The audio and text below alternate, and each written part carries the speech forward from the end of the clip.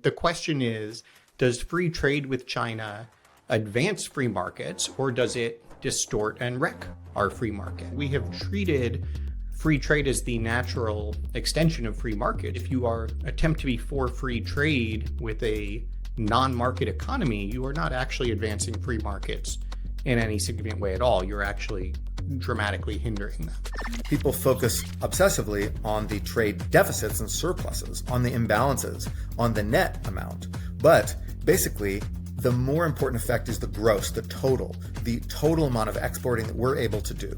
And so in that sense, trade between us and Europe is positive sum without trade, being balanced. Trade is positive sum. Oren, we're really excited to have you on because we've been talking about some topics over the past few months that you've been thinking a lot about, that you've been writing a lot about, that your thinking is in fact informed, and inspired and encouraged some of what's actually happened. And so before we get into some of the specifics, I wanted for some of our audience who may not be familiar, especially on the A6Z side, I wanted to just give you an opportunity to kind of introduce your platform, so to speak, or introduce kind of the main topics and ideas that you're affiliated with. We'll link to the book and some of the articles about kind of a newer conservatism, but maybe you can help define it in broad strokes, and then we'll get to some of the specifics. Sure. Yeah, I'll try to keep it short. Let me know if you want me to say more about anything. But I founded American Compass back in 2020 with the mission to restore an economic consensus that emphasizes the importance of family, community, and industry to the nation's liberty and prosperity. And I suppose from one perspective, you'd say like, well, that seems self-evident and unnecessary. But from another, I'd say it represents a fairly dramatic departure from the way economics has been conducted, economic policy has been conducted, especially on the right of center, but probably including the center left as well, and therefore really given shape to our economic trajectory over the past generation.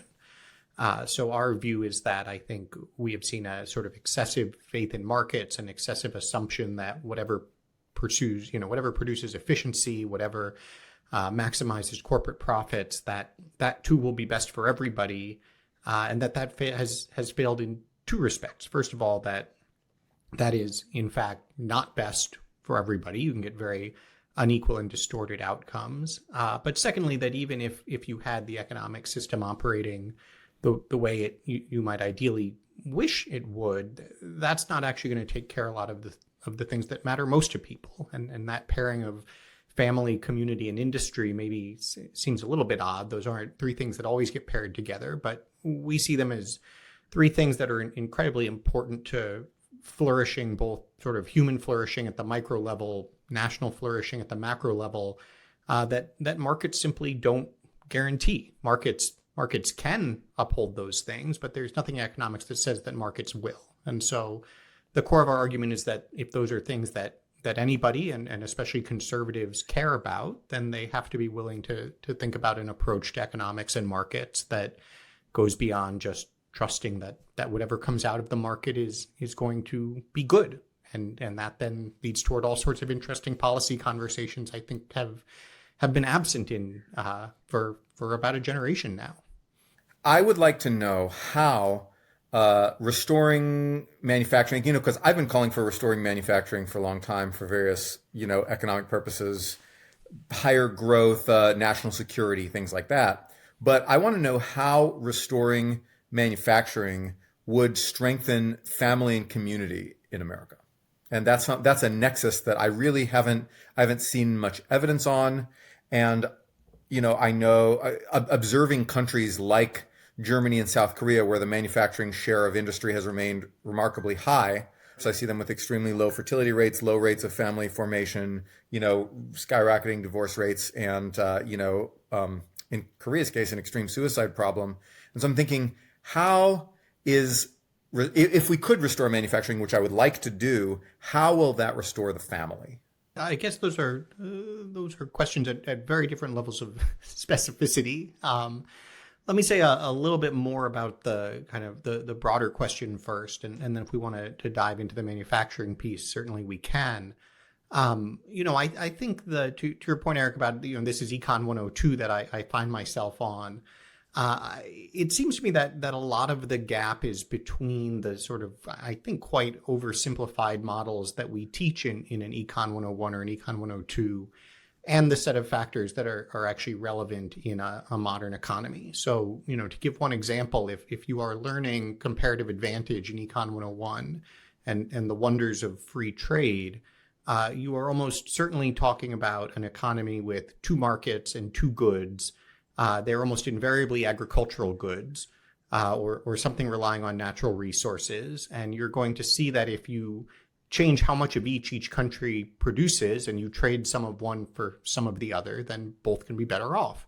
And that's great. Totally agree. No issue with that. The problem in the real economy is twofold. One is that, of course, most of what's being traded is not natural resources where, maybe you're a place that grows a lot of avocados, or maybe you're a place that has a lot of fish, but it's manufactured goods. And advantages in manufactured goods are a lot less likely to emerge from some sort of natural endowment of a country and much more likely to emerge from the explicit policy choices that the country makes. I mean, a good example is, there's nothing about Taiwan's, there's no special silicon on Taiwan's beaches that make it the best place to fabricate advanced semiconductors. And so if you are expecting to just see everybody kind of have a natural advantage in something, and that's what we trade, you'll be very disappointed. You'll find that the countries that strategically attempt to develop an advantage in something get to excel in that. And some things are more economically valuable, have more spillovers, have more security implications than others. The second problem, of course, is that you don't actually have to trade goods for goods at all. You can have the situation we have in the American economy today, represented by a $1 trillion+ trade deficit, in which you are exchanging goods for assets.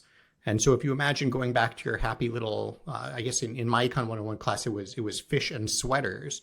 And you imagine that, well, what if one country makes the fish or catches the fish and makes the sweaters, and the other country just issues treasury debt to buy fish and sweaters? It's not nearly as obvious to me that is actually a welfare enhancing exchange, certainly over the long run. And so, that's one concrete example in the trade space where I think there's a big problem.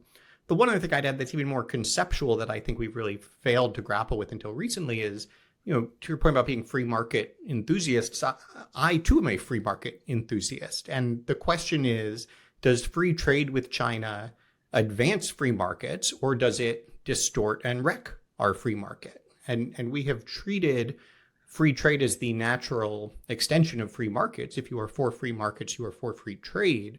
But I think what we've learned is if you attempt to be for free trade with a non-market economy, you are not actually advancing free markets in any significant way at all. You're actually dramatically hindering them. So that's one example of an area. We do a lot of work also on industrial policy, on financial markets and investment flows, on labor policy, on competition policy, but all of it ultimately follows the same template of asking, if we look at the world as it actually is, if we look at what economics actually can and cannot promise, where are the places where policy is probably going to have to play a role if we want to get the kinds of outcomes we would actually say are good outcomes. Just to follow up on that point, your proposed policies of reduced immigration, trade protectionism via tariffs, policy to increase domestic industry manufacturing, policies to increase fertility. Is your policy playbook actually similar to China's, or kind of turning us into China, or kind of mimicking or mirroring their strategy? Or I don't think so. I mean, I guess I would say just because China is doing something doesn't make it bad. No. But of course, a lot of, virtually everything you just described were also policies that were the American tradition until very recently. America had very high tariffs and built its domestic industry behind a wall of protectionism. America aggressively restricted immigration. America had quite aggressive industrial policy, and so on and so forth. And of course, conversely, China, I believe maybe just last week they announced they might be doing some sort of pro-fertility policy. But historically, China has been the poster child for extremely unwise anti-fertility policy. So I wouldn't characterize anything of what we're doing as saying we should become more like China. I would say to the extent that we are going to operate in a global economy, we need to have policy that accounts for the existence of China. And that is unfortunately something that we have declined to do. Oren, I have a question. Do you think that Trump's tariffs overall will increase U.S. Manufacturing output and employment? In the long run, I think it definitely will, because I think it How creates long is long? How long? Well, let me kind of answer the question. I think if the long run is, anywhere upwards of a few years, I think it will. I think the question is, how long does it take to actually change investment decisions? And then how long does it take investments to come online? But I would expect to see the results of some of the investments we're already seeing being made come online in the next few years. I think a good proxy is how long did it take Japanese automakers to set up in the U.S. after their imports into the U.S. were badly constrained. And then I think from there, a lot of it comes down to what we do on policy. Both, can we actually create a credible, long-term, consistent commitment to a tariff policy that makes people believe they should invest? And can we do the other complementary things? I think on kind of, maybe I would call it the supply side, the industrial policy to actually support investment, the workforce development. I think there are other things that we need as well. So to be clear, since Trump announced his quote unquote Liberation Day tariffs, we've seen deterioration in manufacturing PMIs, purchasing orders, investment plans. Every indication of manufacturing you've had is slumping now, and notably beginning directly after Trump's announcement of those big tariffs. And we have a pretty good idea, when we do surveys of people who run manufacturing companies, what they say is exactly sort of what basic economic theory would say, which is they're having a very difficult time sourcing intermediate input. So there's all kinds of things that we get from supply chains they can't source. And so as a result, they're cutting back on building factories. They're cutting back on investing and ordering more people aren't ordering as many manufactured goods, et cetera, et cetera. And so if I'm hearing you correctly, the idea is that this is temporary and that once we reestablish entirely within country supply chains, this will reverse and manufacturers will start investing a bunch and we'll have a manufacturing boom, and that the manufacturing bust that we're seeing now, apparently as a result of the tariffs, is simply temporary pain for long-term gain. We just have to stay the course. Is that an accurate summary of what you're telling me? Well, I guess I'd prefer to sort of answer questions that you ask instead of try to sort of give a yes, no to your statement of a case. The situation. Well, then I would like you to evaluate this, tell me what you think about the fact that all the manufacturing indicators in the economy are flashing red directly after the announcement of Trump's tariffs. Well, so first of all, I would dispute your characterization that they're all flashing red. I think in general, the distance between the sort of overheated rhetoric we have gotten from economists and the actual performance of the economy has been pretty dramatic on almost every front. There have certainly been a number of manufacturers who have said this has made life harder. There have been others who have said, actually, this is inducing us to make substantial additional investments.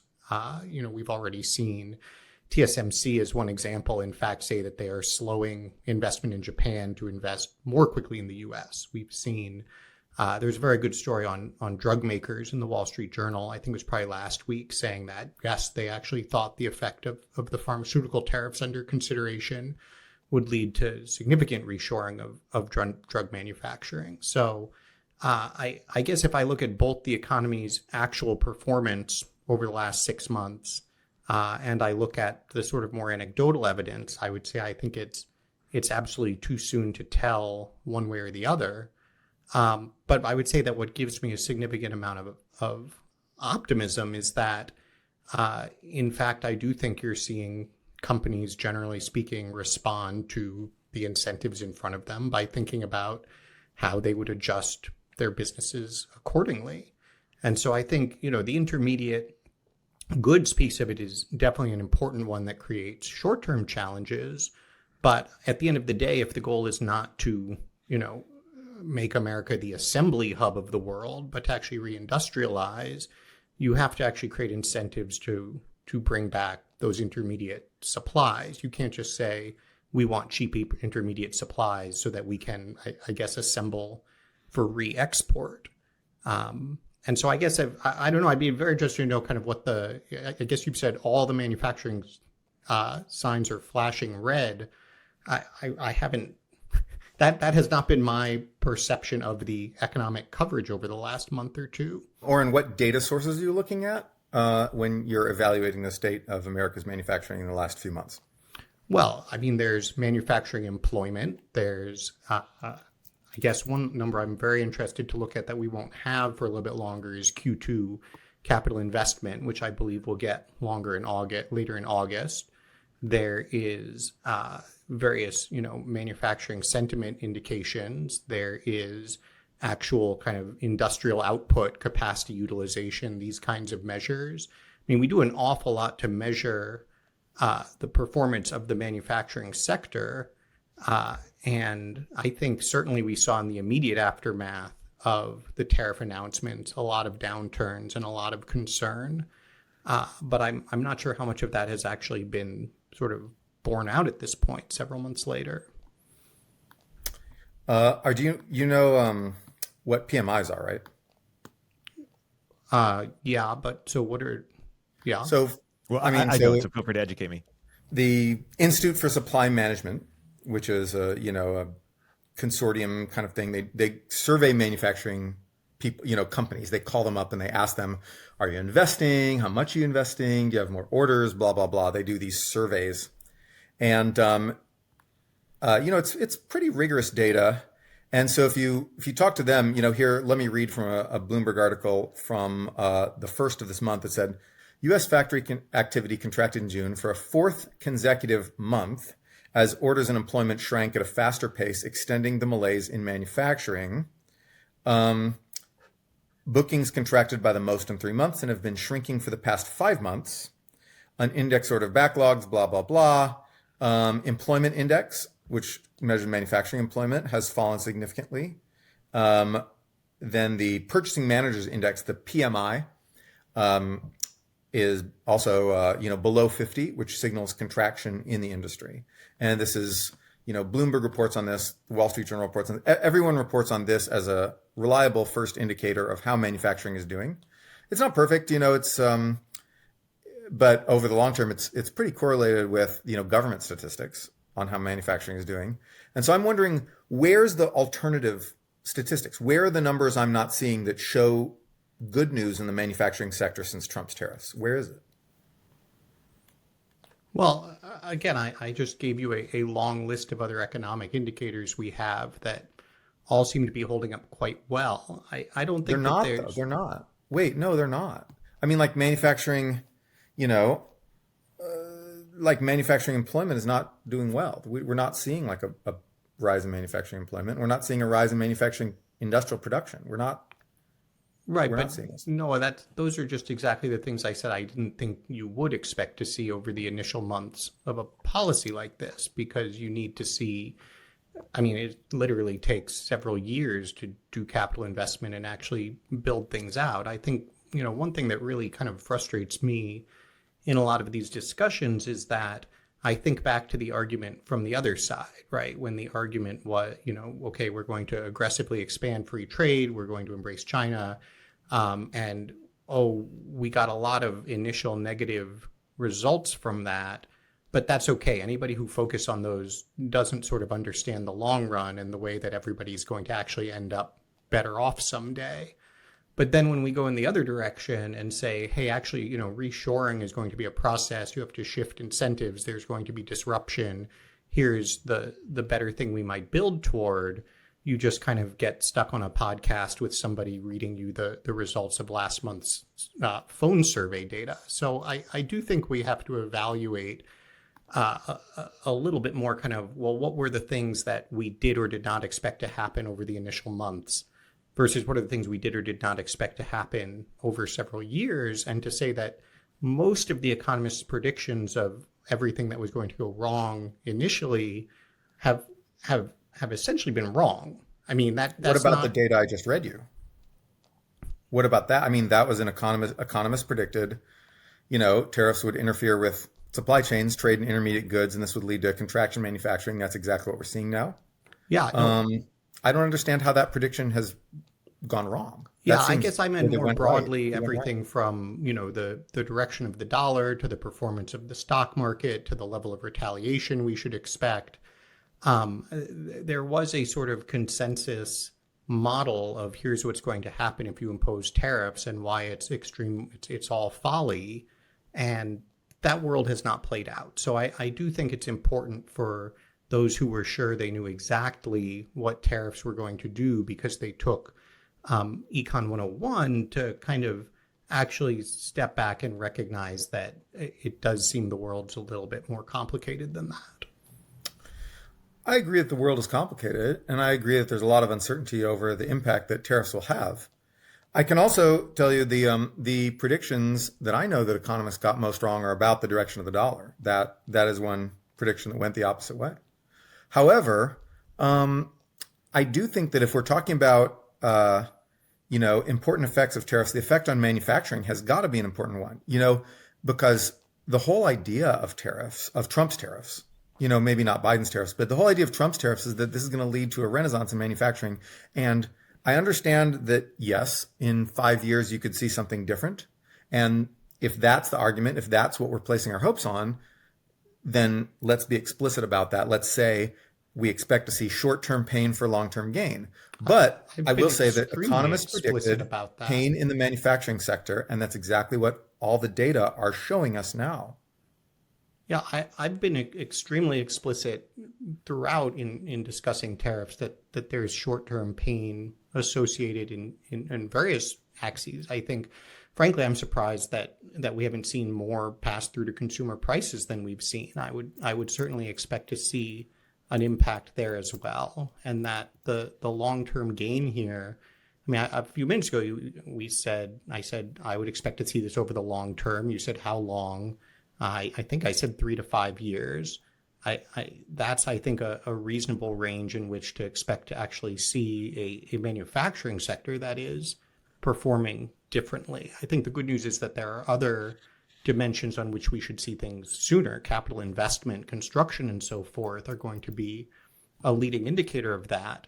But I'm not sure who out there was saying, like, if you impose tariffs, then like manufacturing employment will magically materialize in factories that haven't been built yet. Maybe someone was saying that, but it seems a little bit unfair to take that as the pro-tariff argument when it's obviously not the actual basis on which the argument is made. But I'm saying that economists were right about this, the problems in the manufacturing sector that we're now seeing. Like, it was a correct prediction by economists. That sentiment would turn down in the initial months. That I'm not sure that anyone gave a month timeline for it, but the idea that this would be generally bad for manufacturing would cause a contraction in the sector. That's what we're seeing. And we know the mechanism by which this happens, which is disruption of intermediate goods trade. Well, and there's so obviously. it seems like economists go ahead, were right. Eric. Economists were right. I think Oren is saying that, or acknowledging that there would be some short-term pain for long-term gain. No, right. As you described it. I think he's also acknowledging that, is saying that, feel free to, Oren, to edit this, that, yeah, it does make sense that economists predicted some sort of decrease in employment because the factories haven't been built yet, et cetera. But you're also saying, hey, economists didn't get right what would happen in the broader market and with the dollar, to which Noah also sort of acknowledged, especially the part around the dollar. Feel free to edit any of that characterization. I have a broader question for both of you, which is, what would cause you to change your mind about the long run? What would need to happen or occur such that you have a different view of sort of what is the long-term effects of these tariffs? Well, I think for me, as I was saying, the sort of intermediate question that I'm most interested in is what happens to capital investment. At the end of the day, the sort of sequence of events that you're trying to influence with tariffs is to induce relatively more capital investment domestically to expand domestic production capacity. I think if we see that, and frankly, in a lot of ways, that was already at elevated levels because of other things that Noah and I agree on, like the CHIPS Act, that I've often highlighted was dollar for dollar an extremely effective way to start boosting investment. If we start to see those kinds of investments now in other sectors of the economy, also if we see that at a sustained elevated level over an extended period of time, that would be the kind of over the next year to 3 years sign that this is actually doing what we want it to do. And then the benefit that we would get if it actually works out is that we would see then in the longer run a significant expansion of manufacturing capacity. We would see that in output. We would see that in manufacturing as a share of GDP. We would see that in employment. And then in a lot of ways, what I'm most concerned about, if it's working, we need to see it in the productivity data, because manufacturing productivity has actually been falling over the past decade, which is a huge problem. And so if we are actually seeing investment in a renewed and revitalized manufacturing sector, that absolutely is going to be, and we better expect will be, much more automated than the kind of manufacturing we've had in the past, that should show up in the productivity data as well. So I have another question here, which is that you've often talked about the what you see as the shortcomings of economics, as a discipline for predicting the effects of tariffs, and economic policy in general. When you're predicting the effects of tariffs, what do you rely on? How do you make those predictions? Do you have some theories? Do you have some, other countries' examples are going on, historical examples, some other discipline like sociology, or perhaps just some stuff you thought of on your own? Like, where are your predictions coming from? Well, I guess I'm happy to answer that in detail. I figured, Noah, that you were going to touch on the prior question also, but I'll just add. What's the prior question? I'm sorry. Oh, it was basically Noah. What would, and then let's circle back to Noah's question after this. But yeah, Noah, let's hear your take on what would cause you to be excited about the long run for tariff. Like, what would need to change, or you need to see for you to be like, oh, actually, it's actually having a long run positive effect. Boom in manufacturing investment for sure. If we see the U.S. manufacturing sector actually get revitalized in a major way, that'll be exciting. So far, we're seeing the opposite, and if that turns around at some point, that'll be great. Imagine a world in which it does turn around. Like, what needs to happen for that to happen? Oh, you mean what do I think would actually cause that to happen? I think one thing would be industrial policy. I also think that in terms of tariffs, we should have essentially entirely free trade with allies. I think that would be a wise thing to do because, Japanese manufacturing and European manufacturing don't actually threaten America. In fact, we gain much more from pooling our markets so that we can attain scale similar to what China enjoys, because China is pretty much the only competitive threat we face, and which all our allies are facing at the same time. And we're fighting with our allies instead of pooling our resources to stand up to China. But that's that's a bit of a sidetrack for me right there. I wrote about all these things pretty extensively during the Biden years, and I thought this is what we ought to be doing. But I think industrial policy is a big missing piece. And also there are various capacity building policies like infrastructure, education. We need to train manufacturing workforce. One really reliable thing we see is when we have really good vocational schools, you get better factories. Just train people to work in factories. Tim Bartik has done a lot of work on that. And then, pretty much, I think that it's pretty clear what to do to affect a manufacturing revival right now. So one of the big indicators that I look at is factory construction. And factory construction has to be adjusted for the price of building new factories because we don't want to just, make a chart of inflation, right? But when you look at factory construction, real factory construction, you saw this enormous, you saw it basically at a flat level for decades and decades at a fairly low level. Then you saw this enormous boom during the Biden years, and all the factories concentrated in the areas where Biden's industrial policy was, sort of incentivizing factories, chips, batteries, and other things like that. Just this enormous boom. And that now, since Trump got into office, you've seen that boom go into reverse. You're seeing the pace of new factory construction falling since quote unquote Liberation Day, and that's a bad sign to me. But I accept that in 5 years we may see something else. I'm just genuinely curious because that was when I mentioned I'm very interested to see in August what the Q2 factory construction data looks like. What data is out there already on that? It's called total construction spending on manufacturing in the United States. And you can look at that on Fred, you can look at that anywhere, and it shows just in dollars, right? You can also look at it as a percent of GDP if you want, but I prefer to look at it in dollars. And then you have the producer price index for new industrial building construction is the price of factory construction. PPI for new industrial building construction. And you can see that under Biden, this just increased a huge amount. And then under Trump, it has decreased a bit so far. And we'll see if it keeps decreasing. But to me, that's a bad sign so far. Okay. Yeah, I mean, I think I would just echo some of what Noah had just said about some of these other factors that I think are really important as well, because I think both in terms of what it takes on tariff policy, if you really want these tariffs to work, stability and certainty is incredibly important. And this is a criticism I've had of the Trump tariffs since the beginning, that if what matters is not what people think the tariffs are going to be this week versus next week. What matters is if people actually believe these are what the tariffs are going to be 3 years from now, when the investments would start to pay off or not. And so that's where I think both sort of stability in the tariffs, ideally needing to actually legislate some of this instead of having it both subject to legal challenges and a lot of changes in executive orders are both really important. And then, as Noah said, I think the industrial policy side, I think the workforce side is incredibly important as well. So, if as we've been talking about, if you ask me, do I think tariffs are an important positive step toward reshoring manufacturing, I would say yes, absolutely. If the question is, how far are we toward the policy package that's going to get us maximum bang for our buck, I would say there's certainly a lot of work still to do.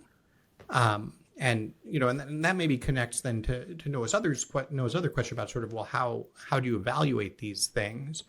And, in my mind, I think the right way to evaluate them is, I think a lot of the frameworks that economics provides us in terms of thinking about incentives, particularly thinking at the margin and so forth, are exactly the right way to assess economic policy.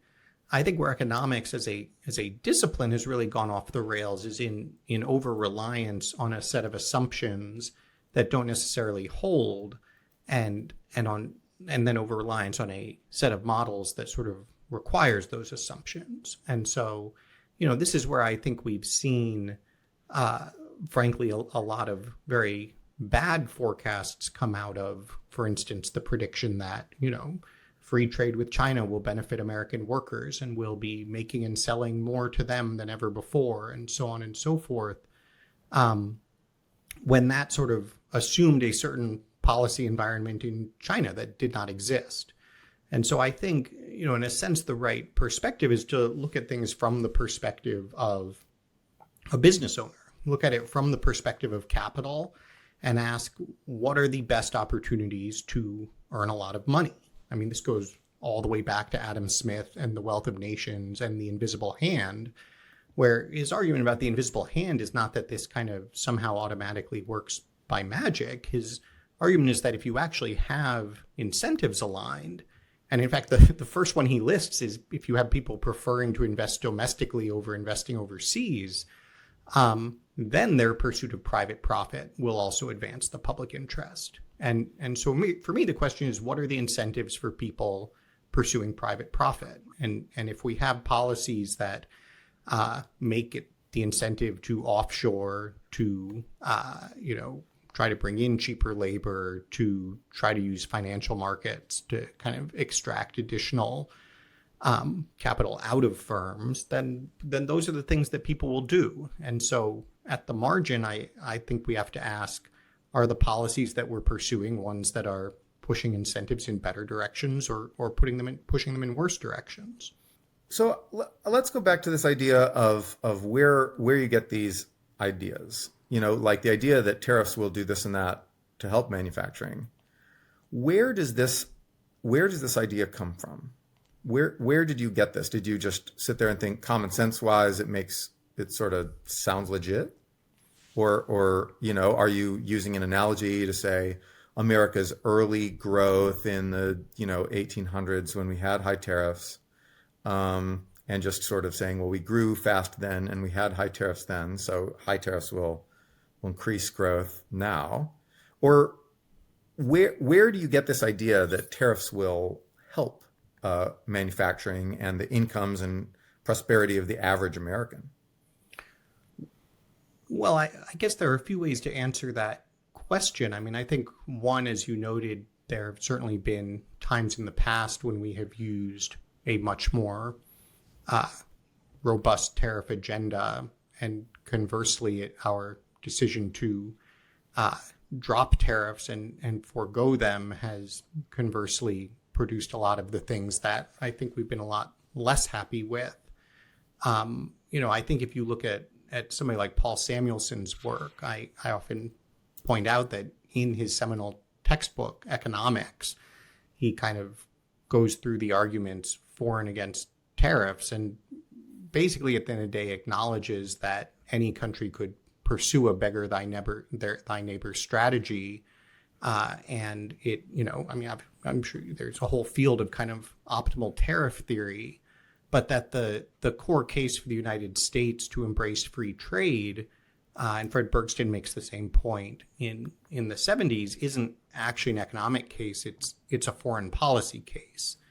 And so, I think you can also look at the policies of a lot of other countries around the world today that have obviously had a lot of success promoting manufacturing and industry. And they certainly tend to do it in a more protectionist way.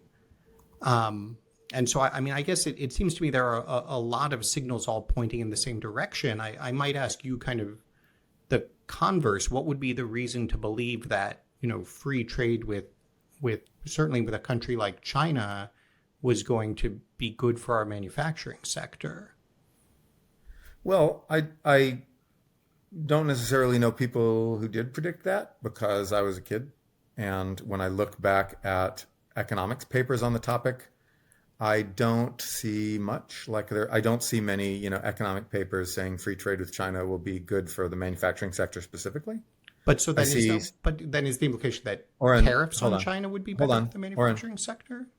What I'm saying is that I don't know. So when you're asking me to justify the supposed predictions of people, I don't know who made those predictions. And so I don't know economic models that do predict that. For example, if you take the, dumbest, simplest Econ 101 model of trade, in existence, which is, the comparative advantage model of David Ricardo, that would predict that trade with China would be bad for our manufacturing sector because the idea is if China has comparative advantage in manufacturing, we have comparative advantage in services, or maybe agriculture. I don't know. We'll trade the things that we're good at for the things they're good at. It's not a very smart model. It's pretty basic. It describes some things that happen, but not a lot of things. Right. And then if you use a sort of a slightly more advanced model called the Heckscher-Ohlin model, which predicts, that capital-intensive countries like America will do more capital-intensive things, labor-intensive countries like China in the 1990s and 2000s will do labor-intensive things, that predicts that we'll lose lots of manufacturing jobs to China. So those basic models would predict that the U.S. manufacturing sector, or at least U.S. manufacturing employment, would do poorly in the face of China, due to free trade with China, but that America overall would become enriched because of other effects in the service industry and other industries. And so when you're talking about these predictions that free trade with China would be beneficial for our manufacturing sector, I have to say, I don't know where they are. I don't know who made them. I don't know why they would have made them. Yeah, I guess I guess I'm just making the point more sort of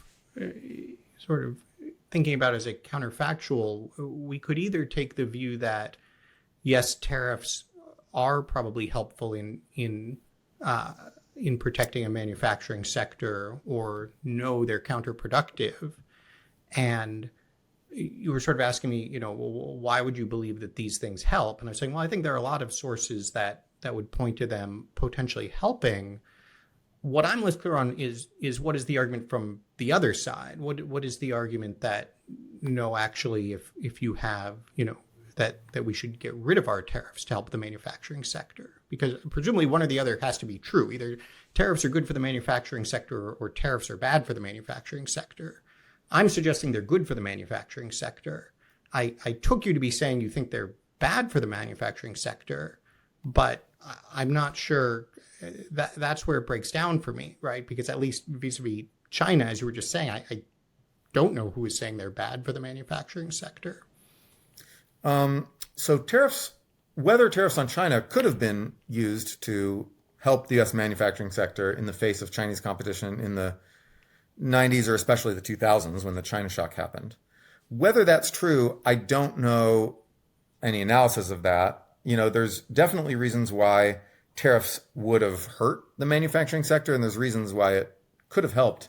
For example, if you had used tariffs as a kind of bargaining tool to force China to stop undervaluing the yuan, which it did to a significant degree in the 2000s, that might have worked. In fact, I think we should have done that. But then notice that that's using tariffs not as a policy in and of itself, whose direct effects encourage manufacturing, but as a sort of bludgeon, a tool, a threat, a tool of economic warfare to force China to stop doing something that harms our manufacturing sector. And the best outcome would have been us using the threat of tariffs to force China to not undervalue the yuan, but then not actually following through with the threat because the threat worked. So I think when you look at Paul Samuelson's, work on strategic trade, he talks about this basically using the, threats of something that would harm, game theory, right? Something that would harm both countries, but harm them more than us. Right. Using the threat of that, but not the actual thing because the threat works. Right. And so I think that, so using tariffs as a threat and using tariffs as an actual policy, protectionist policy to like grow our own manufacturing industries behind protectionist walls, which is a thing lots of people talk about, and which Alexander Hamilton certainly did talk about. Those are two very different things. And so I think, if you're asking me what would I personally have gone back and done if I could do the 2000s over again, I would have said threatening China into not undervaluing their currency would have been a good idea for our manufacturing industry and for us in general. But that doesn't mean that tariffs are a policy that if actually implemented, help manufacturing. But surely you can't use tariffs as a credible threat unless you're willing to actually impose them. I mean, that's right. The idea is they hurt us, but they hurt them more, and so that's why they are a credible threat in the strategic trade idea. Right. So if we we're hurt, but it hurts ourselves. It hurts us. But if we take China today, which clearly is not sort of playing by any of the rules of free trade and shows no openness or willingness to do so, how then are we supposed to react to that in your framework? Well, so the idea of game theory is that actors are rational, and that if you have a credible threat, the threat doesn't need to be used in equilibrium, because if you make the threat, then the other person will back down because they're rational actors who give a best response to a best response, right? So, however, if you have irrational actors and you make a threat to harm them by, double the amount they harm us, but to harm both people, and then you end up carrying through in the threat, the fact is everybody gets hurt. And even if they get hurt more, in a war, that's what you want. In a war, you take casualties in order to inflict greater casualties upon the enemy. If we're looking at economics as a war, where hurting China is more important than helping ourselves get rich or, have higher living standards, more prosperity, whatever, then fine. That's certainly an argument you can make. But if we're talking about helping our manufacturing sector, helping our people's living standards in general, hurting them double the amount we hurt us is not a particularly attractive proposition, as I see it. People realize, Americans, they don't think of trade with China as like a war where hurting them is more important than helping us. They just want stuff. They want prosperity. And I think so far, the short-term effects of tariffs have been bad. And again, if we're going to say stay the course, 5 years, 10 years, eventually things will get better. Okay. But that's what the communists said, and it didn't end up working out. No, edit this if this is wrong, but my understanding of your view was that you were more sympathetic and maybe even in support of some targeted tariffs towards China, but that the tariffs towards our allies too just didn't make any sense. Is that right? Exactly. That's right. And the reason is very simple to explain. It's the reason of scale. Now, you won't get this in Econ 101 or even 102, but you will get this from Paul Krugman's Nobel Prize winning work, where he talks about the importance of scale for manufacturing industries and for industry in general, but manufacturing is the most important industry that this works for. Whereas the more stuff you can sell, the more units you can make, the lower your costs go. So if you can make, 1 million cars, you can make cars a lot more cheaply than if you only make 10,000 cars. The more you can make, the better you get at making stuff. Now, China has unprecedented internal scale because they're a country 4 times the size of America, right? So they can make just tons of units of stuff. America can't match that with just our domestic market. We can pay more per car, but in terms of the scaling effects depend on how much you make, how many things, how many cars roll off your assembly line. And we are just such a small country compared to them. We're 1/4 their size. This is like us trying to match China is like Germany trying to match us. Germany can make really high quality stuff, but they can't match us volume for volume. And so they'll never be able to get the scaling just from only their internal market that we get. And so that's why Germany focuses on exports, exports, exports. So what we need to do is find some other countries where we can say, our manufacturers get scale from exporting to you, and your manufacturers get scale from exporting to us, and we both get scale. And then we have this mutually beneficial agreement to scale our manufacturing industries such that we're not playing only in this tiny domestic market, such that we have a large market too, so we can compete with the Chinese because we can match them for scale. Now, the only way to do that, given our small size, is to get other countries to pool their market with us so we can get scale, right? We need Europe and Japan and Korea and maybe India, which is the biggest country of them all, to partner with us so that we can scale, but that requires some reciprocity, right? We need to have our manufacturers be able to scale by using their markets, but their manufacturers also need to be able to scale by using our markets. And then, as Krugman showed, we make, our manufacturers and their manufacturers make similar things, but slightly different things, slightly different versions of the same things. We'll make Harleys, they'll make Kawasaki's, so then, competition happens by differentiation. That's fundamental to Krugman's model, and it's what we actually see in, for example, U.S.-Japan trade. We make broadly similar stuff, but not exactly the same, and both can flourish. So that's drawing from advanced economic theory, not the basic stuff you get in Econ 101. That's what I would do to resist Chinese manufacturing. I would get scale by pooling our markets with our friends. And if you look at what, for example, Elon Musk has said, we need a complete free trade zone with Europe so that we can all scale. Now, if there's one American who actually does know about manufacturing, it's Elon Musk, and who's the only entrepreneur who's been able to successfully scale manufacturing in America, even in the face of international competition. And it's been pretty incredible because his supply chains are far more domestically sourced than most manufacturers. But when he says we ought to combine our markets with Europe's market so that we can all scale together, that's directly out of Krugman's theory. It's directly out of lived experience in manufacturing. So that's what I would do.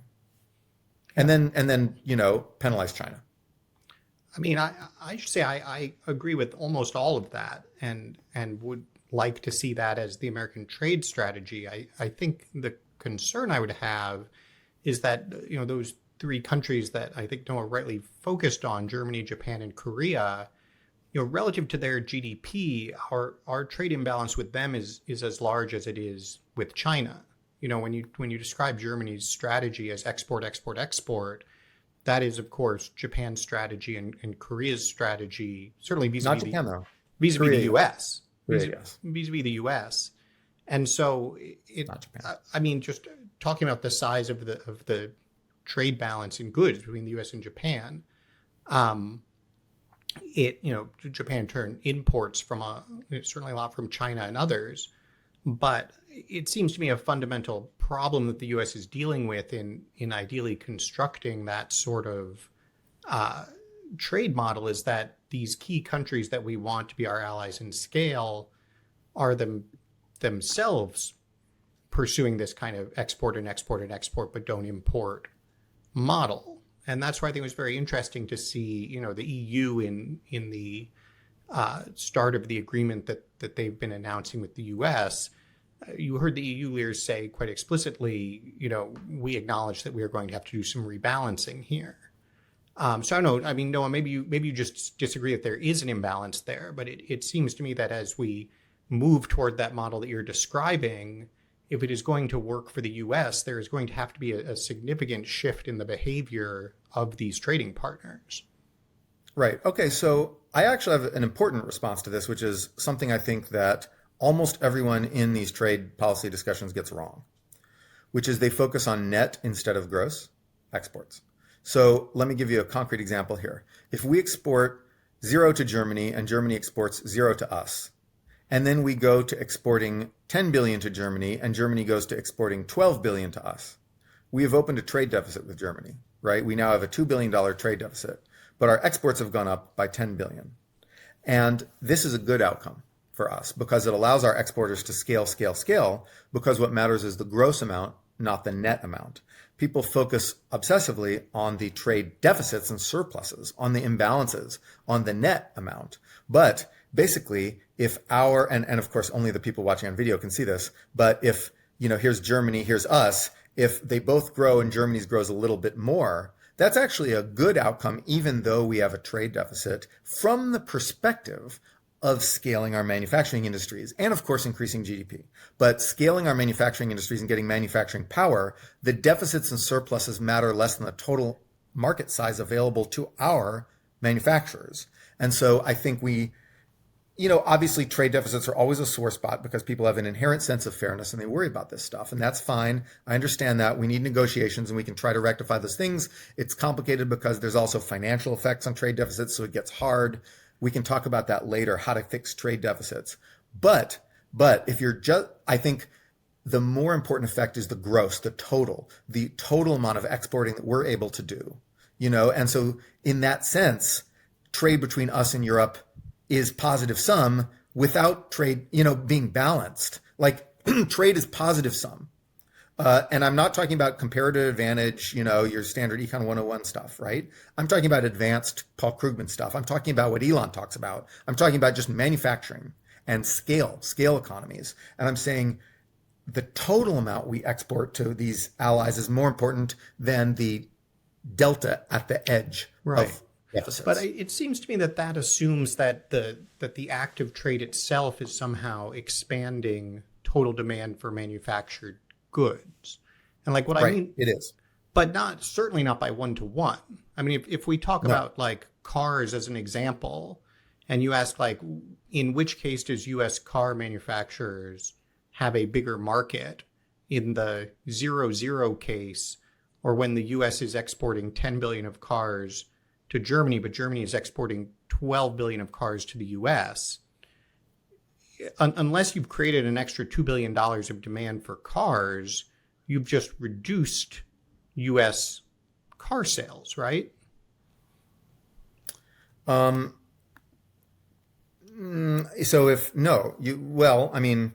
the point is that you do. So if we export $10 billion worth of cars to Germany, I'll talk in numbers, but I'll talk in dollars, but let's assume it's all the same price. Yeah. Okay, of cars. So if we export 10 billion more to Germany and Germany exports 12 billion to us, right?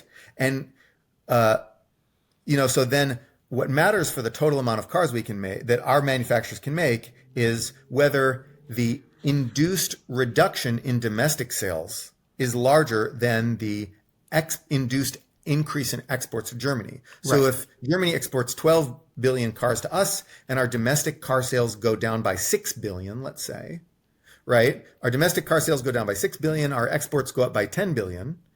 Our total car manufacturing has gone up by 4 billion, even though we're running a trade deficit and Germany's car exports to us have destroyed some domestic demand for American-made cars. But the amount they destroyed was not sufficient to balance out the amount our exports gained. Right. And so the point is that when you have two countries and they start trading, does the number of cars that people consume go up? Absolutely. Does it go up by more than the number of cars, than the imbalance, Why than the does trade number of deficit? cars go up? Pardon? Why does the number Why of was the cars number of go cars? up? Oh, because cars are cheaper. Because remember, we're scaling. That allows us to make cars more cheaply. And when cars are cheaper, people buy more. You get that second car, that third car for your family. And even people who don't own a car could now have a car. You can also get more expensive cars, but that's another story. But then, but scaling, just in terms of scaling, if we drive those costs down by increasing the size of the market, then people are buying a lot more cars overall. And so if you look at vehicle ownership in America, during the time that Detroit was facing this incredible competitive pressure, right? Like you actually saw Americans buying more cars and you saw people in these other countries buying more cars. And then, But you also definitely saw a decline in demand for the American-made cars, right? you saw a decline in domestic demand for the American-made car. No, total. Right. But if you look at GM total vehicle production. While you're looking that up, let me just make two related points. One is that this strikes me as a classic example of what goes wrong in our economics dialogues, where Oh yeah, actually, GM sales were going up and up and up. Yeah, where Total sales, even despite the competitive pressures from Japan, from Germany, GM's total global sales. Yeah, no, were going up. domestic production in American factories. Domestic production in American factories. That's final assembly, by the way. You've also got to look at component You're the one production. But choosing yes, the data here, total Noah. output. If you look at total manufacturing output in American auto industry. It seems to me there are two problems here. One is that you see we have the intuitive view that if you have a trade deficit, that's probably bad for domestic producers. You have the seemingly thoughtful and nuanced economist view that no, we have to focus on gross, not net, because we're expanding the pie. And then you realize that, well, actually, that was relying on a bunch of assumptions about expansion in total demand and so forth, which aren't necessarily actually true. And here in particular, I would highlight in the aggregate, they are definitely not true. And the way that we know they're not true is just by looking at the trajectory of U.S. industrial output, which has essentially flatlined since 2007. Now, Since 2007, that's right. But during the time of the China shock, it didn't actually flatline. It actually rose. yeah, there was Which still is a period interesting. of increase there. But if we're talking That's during the time when we lost the most jobs to China. Oh, I agree. There were a number of different things going on. I'm just talking about in the actual trajectory of the Right. American manufacturing base. It is not that demand for manufactured goods suddenly fell off. It is that virtually all of the increase in demand, that historically a substantial share would have gone to domestic production, has instead gone to imports. And so Right. that, When I look at- that huge when I look at- trade, hang on, so that huge sorry. trade deficit we see does in fact map directly to a decline in domestic output. And that's the thing that people are, I think, rightly quite concerned about. But if you look at when our trade deficit was big, so our trade deficit was much bigger before 2008 and then shrank dramatically after 2008.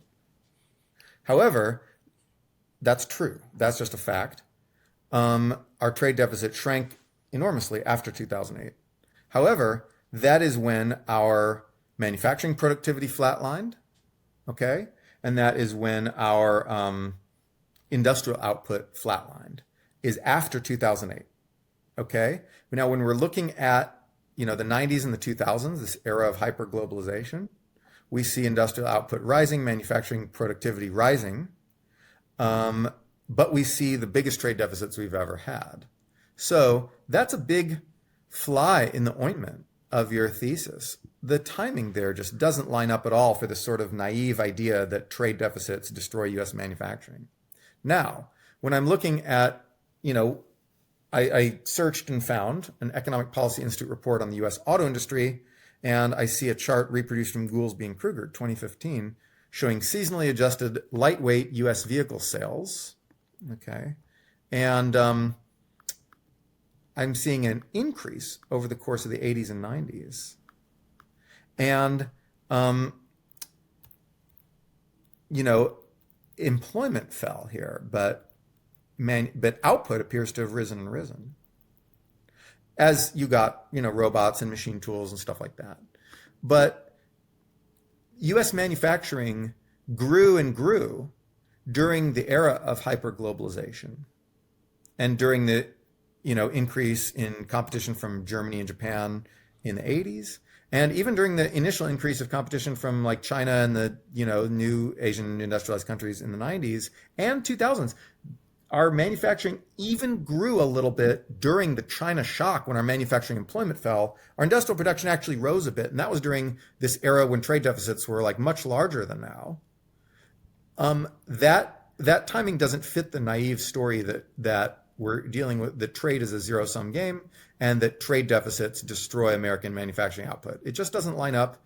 And so I think this is a case when, actually thinking about the economic ideas deeply is a little more helpful in explaining some of these patterns than simply doing the common sense thing of saying, well, we're selling 10 to them, they're selling 12 to us, we're losing, and therefore our manufacturing industry must be getting destroyed.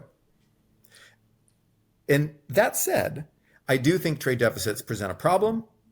If they're too large, if they're for the wrong reasons, if we're just borrowing to consume, it's a short-termist consumption loan basically that we don't need. So I do think trade deficits are a problem, and also it violates people's innate sense of fairness and reciprocity. So I think that when we have trade with allies, we should work to make sure trade imbalances are minimized. How would you do that? How would I do that? Yeah. Just negotiations. Say, you know what? We'll open our markets to you if you help us rectify some of these imbalances. But what if our market's already open and that in fact is contributing to the imbalance?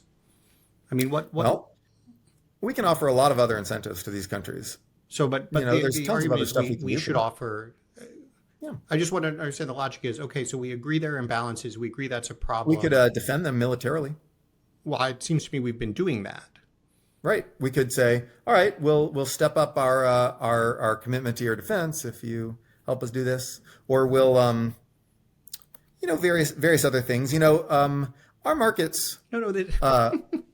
Yeah. This fascinates me, right? Because it seems to me that we're like, if you think about, okay, what the Trump administration posture has been. Are you giggling because you're imagining a world of free trade between the U.S. and its allies, and you're very enticed by the possibility of the scale this would offer our manufacturers? No, I love those things. I'm giggling because it is an interesting inversion of what we are seeing happening today, where the Trump administration argument is, wait a minute, we have an extraordinarily open market. We have been defending these countries, and the result has been these imbalances. If we are going to sit down and negotiate with them over that, no, exactly to your earlier point about game theory, we should use market access and our commitment to their defense as tools to force them into a position that we like better. And based on everything you'd said up until the last minute or two of the discussion, that would seem to me to be a position very consistent with your views. But then when we got to the point of actually saying, great, what should we do about Europe? It was sort of like, well, what else can we bribe them with? Can we offer them even more market access? Can we promise to spend even more on their defense?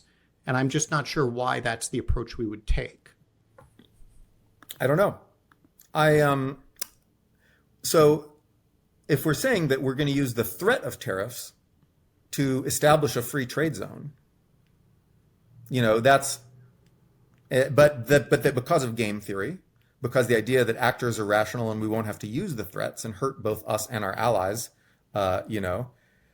if that's the idea, then I have to say, well, it's not really a credible threat. It's only a credible threat if we're nuts. The idea that we would hurt ourselves and China, the idea that we would use tariffs as a threat against China, a country that, we wouldn't mind seeing taken down a peg, seems rational to me, because you could use that as a credible threat. If we follow through and hurt China more than we hurt ourselves, that's a credible threat.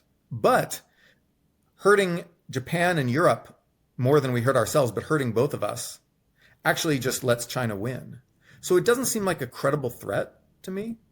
I don't feel like first of all, it doesn't seem like a credible threat. So this doesn't seem like a good negotiating tactic to me, because if we go through with the tariffs, as we currently are going through with many of those tariffs, not all of them, but 15% or something on our allies. Okay, if we go through with that, even as we surrender to China, but that's another story. Even if we go through with that, okay, it just means China wins. And so it's not a credible threat. So that's my first point in response to this idea. The second point is, if this is your argument, we're back in the realm of tariffs are bad, but they're a good threat because we're threatening to shoot ourselves in the foot, in order to get this free trade equilibrium that we like. So the idea is tariffs are bad, free trade is good with our allies, but we need tariffs. We need tariffs as this tool to threaten them to sort of, get to free trade with allies through the back door. That's very different than saying behind these sheltering protective walls, American manufacturing will regrow because economists don't know what the fuck they're talking about. And so those are two important points. The fact that this is a non-credible threat, and the fact that tariffs as a threat are different than tariffs as a long-term actual policy. And we appear to be doing the latter. So those are two important counter-arguments, I think, to what you're saying here.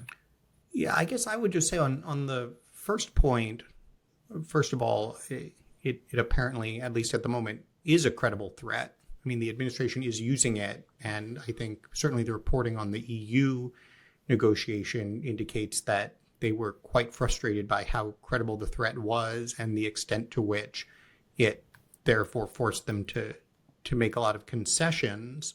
I do think the sort of other way of looking at it, which is like, well, the U.S. has to kind of first and foremost be thinking about everybody's well-being, so these other countries can adopt policies that really are beggar thy neighbor, and we can't do anything about it. That was certainly the kind of post-World War II, we must preside over a liberal world order argument. I don't know how much sense it makes now, given the costs that the U.S. is sustaining under the status quo. And so I do think the negotiations it is not as sort of clear cut a game theory as you were describing. And then on the second point, I would just say it's interesting and quite satisfying, perhaps, to the extent to which we are landing in a very similar place at the end of this, which is, my view about certainly the so-called reciprocal tariffs and the way the administration has spoken about the reciprocal tariffs is that they in fact see them as negotiating leverage, and their goal was to strike deals with these countries, but to have these countries commit to balanced trade. I mean, that was quite explicitly, right. You go, but I think Stephen Mirren's remarks on this, the Hudson Institute, are clearest. We seem to agree that tariffs on China do make sense, and that our relationship with China. Well, not all, but tariffs on, I would say, strategic industries with China. I don't think we, need tariffs on Chinese clothes, because if China makes clothes, that's not a national security threat to us. Okay, but that China is sort of toys. I don't give a shit if China makes our toys. Let them make toys. I think that's fine. I think there remains a balance question there, and a question of sort of what core inputs still do and don't matter to us. But point being, China is sort of in a separate category. I think maybe where we would probably end up disagreeing the most is on the question of a sort of baseline tariff. And that's where, my view has always been that a baseline tariff on the order of 10% is a sort of skewing of the playing field in international trade in a way that helpfully reflects a preference for domestic production, and that if you could do it in a way that actually had long-term certainty and predictability, and if you could actually also then use it as a revenue source, which meant that, relatively speaking, you also need less revenue from elsewhere, that it would be a very good element of what is otherwise a quite skewed global trading system. And so, that's sort of how I look at it. I think, certainly we don't agree on all the pieces of it, but it seems to me there are pieces of it that we do agree on, and also that the intuition of those who are pushing for this kind of approach, myself included, I think there's a lot to debate, but also that it is not the kind of, baseless and unfounded and incoherent way of thinking of things that it sometimes gets presented. Assuming tariff policy gets pretty much continued and that we have somewhere around the 15 to 20% tariffs that we're going for right now, suppose that continues, and suppose our manufacturing sector continues to not flourish, manufacturing investment continues to weaken and deteriorate, manufacturing orders continue to weaken and deteriorate. At what point, how many years will it take for you to say, oh, maybe I should have read an economics paper or two. Maybe economics isn't all just hooey and bullshit, maybe the economists were onto something. How many years must I wait for you to sort of update your ideas there, assuming that all that continues? Yeah, I think it's an unfortunate way to end the conversation, given that we both know that I've read lots of economics papers on these topics. And I was being, figurative. Yeah, well, you also wrote a very long Substack that wasn't at all figurative, making the same accusation. So I don't think that's a constructive way to conduct the conversation. On the substance of the question, what I would say is that I think we need a year or two to see whether or not you actually get the investment response. Secondly, and related to that, I think it's very important to see whether you get the useful accompanying policies. That is, if what people are saying is we really want to invest, but we can't because of workforce, we do need to actually address the workforce stuff. If a couple of years from now you are not seeing the investment response, and either we can't do the workforce stuff, or for political economy reasons, it is not feasible for us to do that stuff, then I would be the first to admit this is apparently not an effective strategy for pushing toward reshoring. Got it. Well, that seems reasonable to me. Erik, take it away. No, I was going to ask if any of you wanted a last word, but I feel like this has been a constructive conversation. As someone who's not an expert in these topics, I feel like being able to hear the discussion and debate kind of in real time and understand both positions better has been edifying, and I really appreciate you guys coming on and having a discussion. This was a lot of fun. Thank you for having me.